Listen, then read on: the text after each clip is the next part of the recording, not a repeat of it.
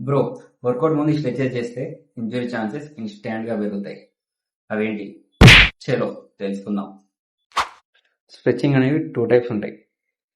Static stretch, dynamic stretch. Static stretch అంటే holding stretch అనమాట. Touching toes and holding.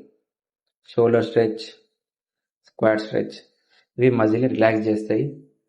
Work out తర్వాత stretch చేయడం better.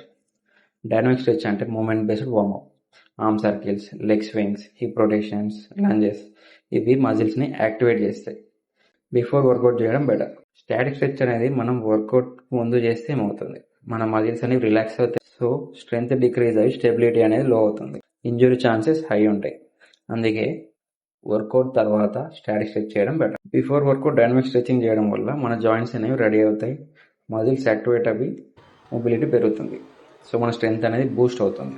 After workout static stretching వల్ల muscle relax అవి tightness అనేది reduce అవుతుంది. నెక్స్ట్ వర్కౌట్లో వర్కౌట్కి ముందు డైనమిక్ స్ట్రెచింగ్, వర్కౌట్ తర్వాత స్టాటిక్ స్ట్రెచింగ్ ట్రై చేయండి బ్రో. మీకే డిఫరెన్స్ అర్థమవుతుంది. ఏమైనా తప్పుగా చెప్పుంటే let me know in the comments bro, so that నేను కూడా నేర్చుకుంటాను. ఒక్కటి యాదించుకో, కన్సిస్టెన్సీ లేని డ్రీమ్ ఇమాజినేషన్ మాత్రమే.